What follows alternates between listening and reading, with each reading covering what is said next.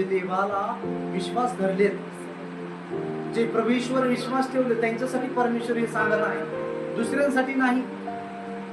हे सगळे वचन कोणासाठी आहेत? की आपल्यावर आहेत. काय सांगत आहे? की तू जर नियमशास्त्र तुला पाळायचं असेल, तुला भरपूर गोष्टी येतात, नियमशास्त्रातल्या भरपूर गोष्टी तुला माहित आहेत, पण तुझ्यामध्ये जर प्रेम नाही, जर तुझ्यामध्ये प्रीती नाही, तर तू काही कामाचा नाहीच. म्हणा हालेलुया.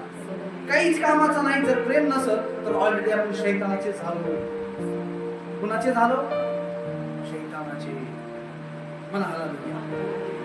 म्हणजे वाजणारी थाळी म्हणायचं नाही. होय, आपण आराधना चांगली करतोय, रविवारी न चुकता येतोय, दान धर्म करतोय, लोकाला जेवायला वाटतोय, दान धर्म राईस देतोय, बिर्याण्या देतोय, प्रचार सुद्धा करतोय, पण आपल्यामध्ये प्रेम नाही. एखाद्या व्यक्तीच्या बाबतीत, नात्याच्या बाबतीत प्रेम नाही.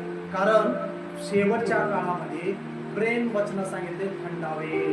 थंडचा अर्थ काय? त्याला जाणीव नसते. विवेक नष्ट झालेला असतो. विवेक नष्ट झालेला असतो. त्याला वाटते की फक्त माझे धंदे बंद होणे, या माझे काम बंद होणे, या माझं पाप बंद होणे, मला ह्या व्यक्तीला ठार करायचे. काय करायचे?